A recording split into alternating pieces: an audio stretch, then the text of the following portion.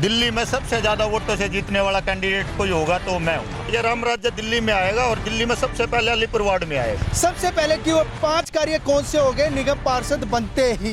पहले नंबर पे जो गंदगी पड़ी है मेरे वार्ड में, जितने ढेर पड़े हैं गंद क्लीन कराना है। तो दूसरे नंबर पे नाली और गली कराएंगे। तीसरे नंबर पे करप्शन, मैं अपने वार्ड को है जो पूरी दिल्ली में सबसे टॉप का बना के दिखाऊंगा। भ्रष्टाचार का एक ही काल, अरविंद केजरीवाल। बज चुकी है चुनावी रणभेरी, अब होने वाला है शंखनाद। हर दावेदार से कराएंगे आपकी मुलाकात।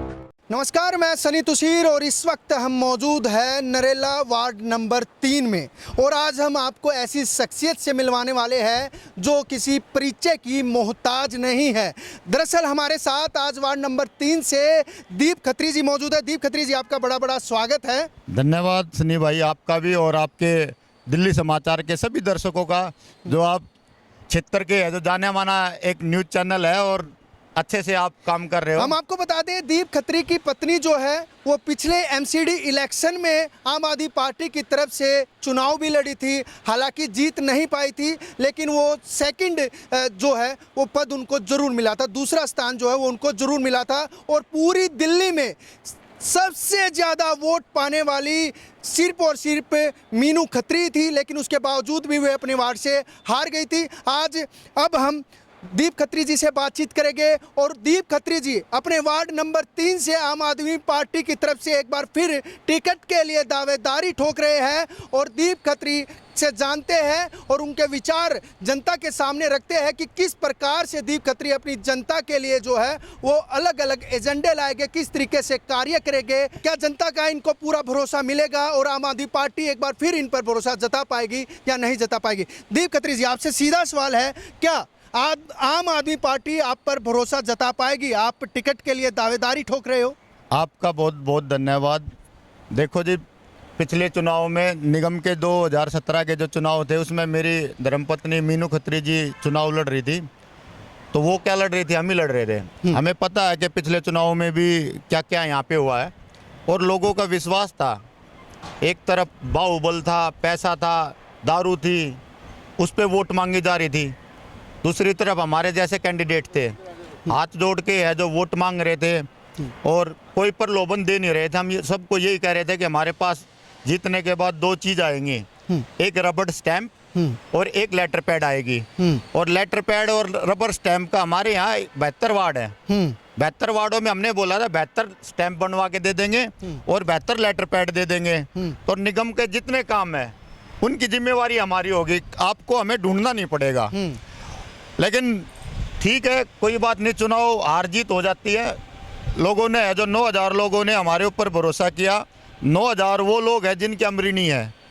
उन 9000 लोगों को मैं पिछले 5 साल से कंटिन्यू ढूंढ रहा हूं और कोशिश कर रहा हूं कि उनके मैं पैर छू के ये बोल सकूं कि आपने मेरा साथ दिया था। एक तरफ धन था, एक तरफ प्यार था, ईमानदारी थी और हमारी सेवा थी। दीप खत्री जी, क्या लगता है कि आम आदमी पार्टी फिर आप पर भरोसा जताएगी? क्या आम आदमी पार्टी अब की बार पक्का टिकट देगी आपको? सबसे पहले टिकट का क्वेश्चन है, क्योंकि अभी तक टिकट घोषित नहीं हो पाई है। देखो जी, पार्टी में कार्यकर्ता का है जो हर कार्यकर्ता का ये रहता है कि भाई टिकट हमें मिले, और जरूरी हम भी चाहते हैं कि हम भी एक एज ए वॉलंटियर आपको कह रहा हूँ, पार्टी के हर कार्यकर्ता का राइट है कि टिकट मांगे। वो पार्टी को देखना, जिताऊ कैंडिडेट कौन है, क्या समीकरण बनते हैं, दूसरी पार्टियों के कैंडिडेटों को देख के भी पार्टी को अपने टिकट चेंज करने पड़ते हैं। तो मुझे पूरा भरोसा है पार्टी जो भी कुछ करेगी अच्छा ही करेगी। और मेरा अपना ये रहेगा कि मेरे से जो काम हो सकता है वो मैं काम पिछले 15 सालों से 14 सालों से कर रहा हूँ जी। देखिए दीप जी, अगर पार्टी आपको टिकट दे भी देती है जी, क्या नरेला वार्ड नंबर 3 की जनता आप पर भरोसा जता पाएगी? वार्ड नंबर 3 की जनता ने आपको पहले भी भरोसा जताया, लेकिन हालांकि कुछ वोटों से जो है वो आप पिछड़ गए थे। आपकी पत्नी ने चुनाव लड़ा था, बड़े ही दमखम से आप लोगों ने चुनाव लड़ा था, लेकिन अब की बार भी क्या दुगनी बहुमत से आपको क्या राजनीति के इस चेयर पर आपको बिठाएगी, आपको ताज पहनाएगी? मैं आज आपको एक तो प्रॉमिस कर रहा हूँ, पार्टी टिकट देती है तो दिल्ली में सबसे ज्यादा वोटों से जीतने वाला कैंडिडेट कोई होगा तो मैं हूँगा।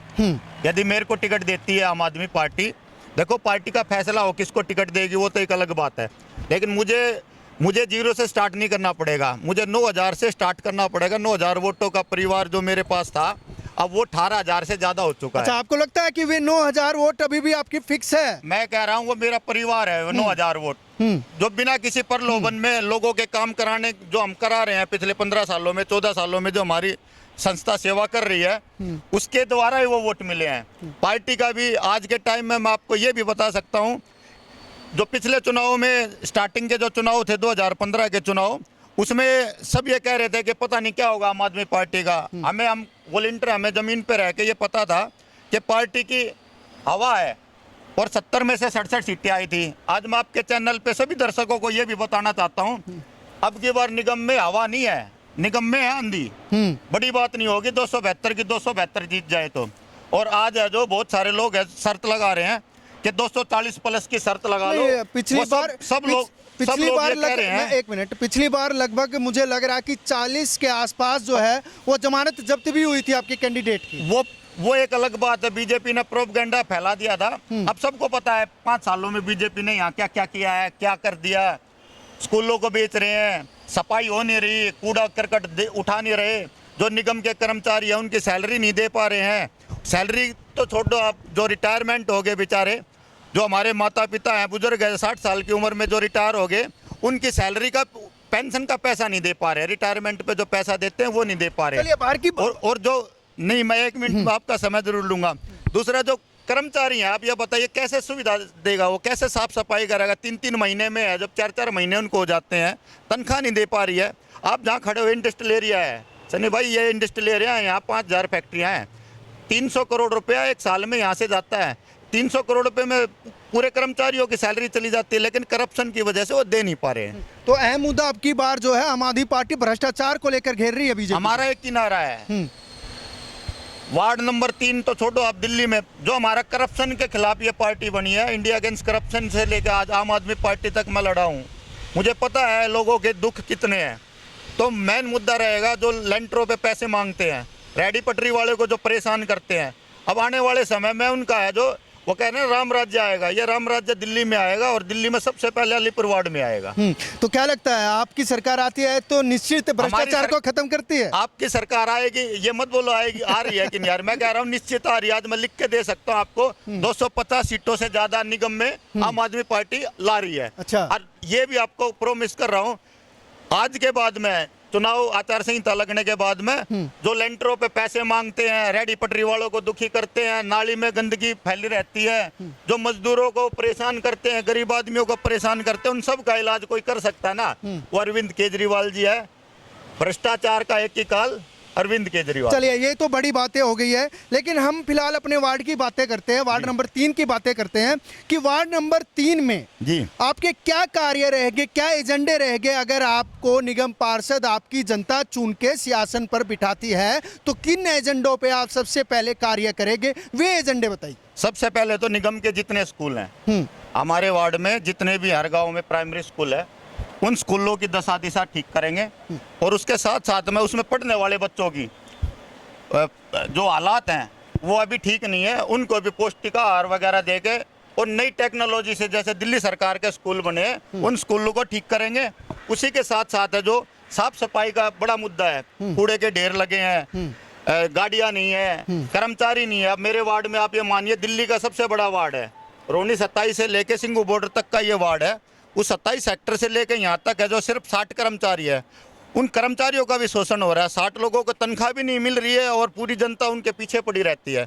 लेकिन मैं उन मजदूरों को भी जो यहाँ कर्मचारी हैं उनका भी ये चाहूँगा, वे 60 नहीं, कम से कम मेरे वार्ड में 300 कर्मचारी हों, 250 कर्मचारी हो और नए भर्ती हों और पक्के हों, कच्चे नहीं। जैसे अब दिल्ली सरकार ने जल बोर्ड के कर्मचारियों को पक्का किया है, ऐसे ही पक्के कर्मचारी दिल्ली सरकार MCD में पक्के हों, और कम से कम एक वार्ड में 300 कर्मचारियों को रोजगार मिले, बच्चों को रोजगार मिले। ये मेरा मेन रहेगा जी। चलिए ठीक है, अगर आपको यहाँ की जनता चुनकर आपको निगम पार्षद बना देती है, उसके बावजूद सबसे पहले आप अपने 5 कार्य बताइए। सबसे पहले कि वो 5 कार्य कौन से हो गए निगम पार्षद बनते ही? पहले नंबर पे बिल्कुल जो गंदगी पड़ी है मेरे वार्ड में, जितने ढेर पड़े हैं गंदगी के, जितने ढेर पड़े हैं उन सब को क्लीन कराना है, अपने वार्ड को, अपने घर को साफ कराना है। दूसरे नंबर पे है जो नाली और गली, अंदर की जो फिरनी के अंदर की जितनी गलियां हैं गांव की, नाली की, वो बननी चाहिए। उसके लिए है जो दिल्ली सरकार से एमसीडी का बजट जब आएगा आएगा, नहीं तो दिल्ली सरकार से बजट लाके, चाहे वो पुनर्वास हो, चाहे अनऑथराइज कॉलोनी हो, चाहे गांव हो, उस नाली और गलियों को पक्का कराना है, जो अभी पिछले 15 सालों से इंतजार कर रही है। क्यों दिल्ली सरकार बाहर का काम कर सकते, गाँव के अंदर जो काम होना वो निगम पार्षद का होता है। तो दूसरे नंबर पे नाली और गली कराएंगे। तीसरे नंबर पे करप्शन जीरो टॉलरेंस रखेंगे कि यहाँ पे कोई रिश्वत के नाम पे, जैसे आज महाभ्रष्ट डिपार्टमेंट बोलते हैं एमसीडी को, वो महाभ्रष्ट ना रहे, उनको भी इज्जतदार रखेंगे। अगर कोई अधिकारी भ्रष्ट पाया गया तो आप देखते जाओ, मेरे वार्ड में तो कम से कम इतनी मत किसी की है नहीं। आज तक 14 अफसरों को मैं रेड हैंडेड करा चुका हूँ।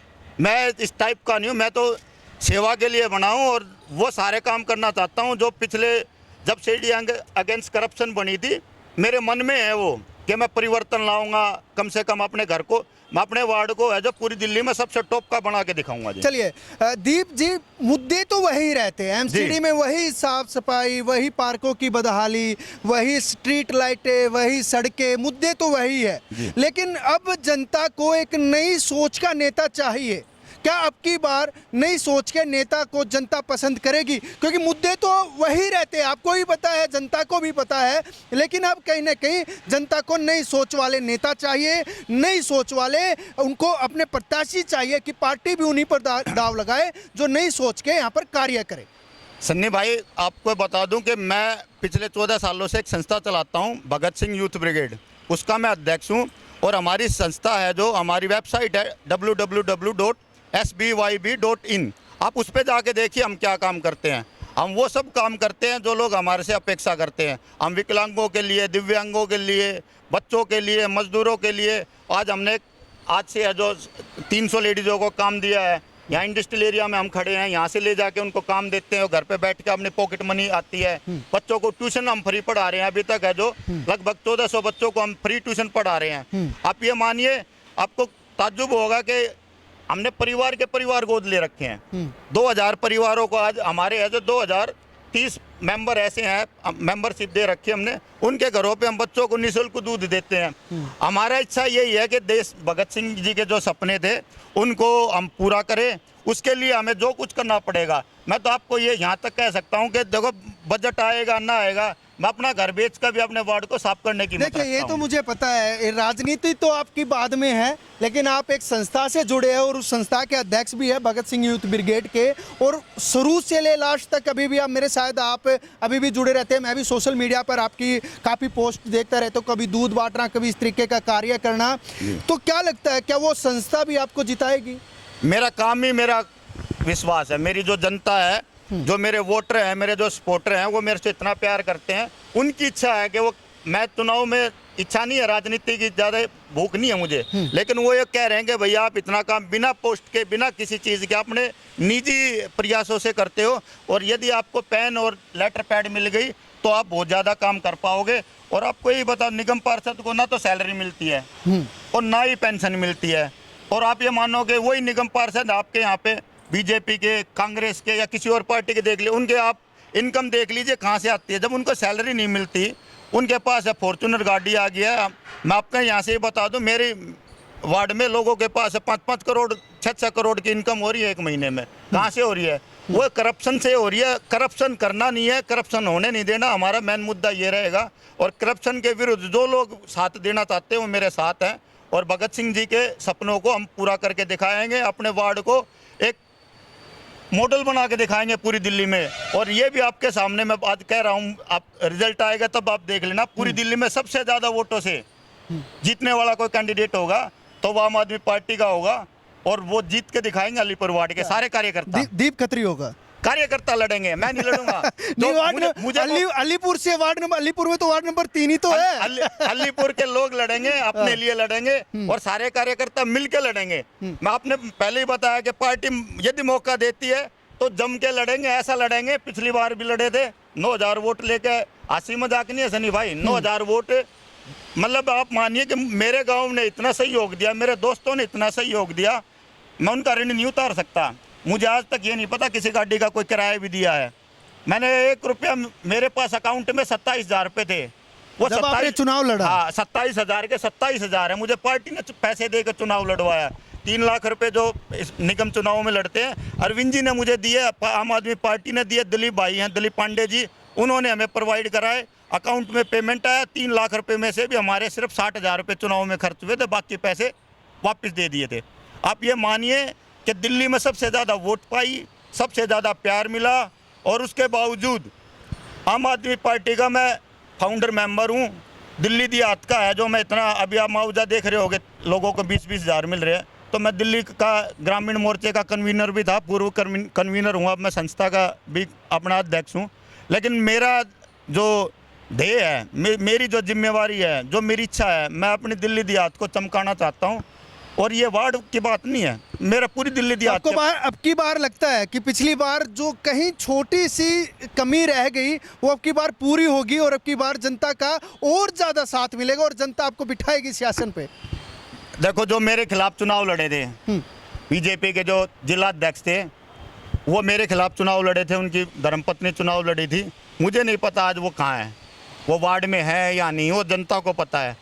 बीजेपी भगाओ, दिल्ली बचाओ, ये नारा रहेगा, और दूसरे की बुराई करके मैंने चुनाव नहीं लड़ना है। मैं तो अपनी अच्छाई बताऊंगा, मैं आऊँगा तो ये करूँगा, मैं आऊँगा तो ये करके दिखाऊंगा। और मेरे को एग्जाम्पल देने की ज़रूरत नहीं है। आप मेरी वीडियो पुराना मेरा सोशल मीडिया का है, ओमदीप के नाम से जो मेरी आईडी, उस पर आप देख सकते हो। हम करते हैं ये, चुनाव के वक्त में नहीं कर रहे हम। जब लोगों ने अपने घरों के दरवाजे बंद कर लिए लॉकडाउन में, मैं अपने गाड़ियों में सिलेंडर लेके घूमता था। अब मेरी 2 गाड़ियाँ हैं, दोनों पे मैंने व्हीलचेयर वो स्ट्रेचर लगवा दिए वेल्डिंग, जब 30-30 हज़ार रुपये लोगों से मांगते थे। लोगों को यहाँ इंडस्ट्रियल एरिया में, यहाँ कोई वोटर नहीं है, फैक्ट्री मालिक हैं, वो बेचारे लॉकडाउन में आ नहीं पा रहे थे, मजदूर भूखे थे, पलायन कर रहे थे, हम उनके लिए काम कर रहे थे। अब पिछले 14 महीने में किसान आंदोलन में मैं सेवा कर रहा था, हमारी संस्था कर रही थी। तो मेरा इंटरेस्ट सिर्फ ये है, पेन लेके अपने घर बैठना है, अपने कोठी बंगला बनाना। आप मेरे घर पे जाकर देखो, आपको पता लग जाएगा मेरे घर के क्या हालात हैं। मिडिल क्लास फैमिली से हैं, मिडिल क्लास लोअर फैमिली से हैं, और अपने बच्चों के साथ साथ मेरी इच्छा ये रहती है कि मैं समाज के लिए कुछ कर सकूं, लोगों के लिए कुछ कर सकूं, और आम आदमी पार्टी के लिए कुछ कर सकूं। और मैं आज ये ज़रूर कह सकता हूं कि भाई मुझे आशीर्वाद बहुत मिल रहा है, जहाँ पे भी जा रहा हूँ, जो भी लोग देखते हैं सब कहते हैं भैया अब की बार चुनाव लड़ लो, अब की बार चुनाव लड़ लो। वो पार्टी का जो डिसीजन होगा वो सर माथे पे। चलिए ठीक है, लास्ट में हम आपसे आखिरी सवाल यही रहेगा, क्या आपके अलावा किसी और को टिकट मिलती है आम आदमी पार्टी की तरफ से, फिर भी आप पार्टी का साथ दोगे, फिर भी आप उस कैंडिडेट का साथ दोगे? मैं आपको ये बता रहा हूँ, 2 बार चुनाव एमएलए के हो लिए, 2 बार चुनाव में मेरा टीवी में नाम भी आ गया था, संभावित कैंडिडेट में विधायक के नाम पे मेरा नाम आ गया था। लेकिन हमारे यहाँ से है जो हमारे बड़े भाई सर चौहान जी हैं, वो विधायक बने, हमने उनका भी साथ दिया। पार्टी का हर जगह हम साथ देते हैं, हम पार्टी के कर्मठ कार्यकर्ता हैं, पार्टी से अलग हम कहीं नहीं जाएंगे।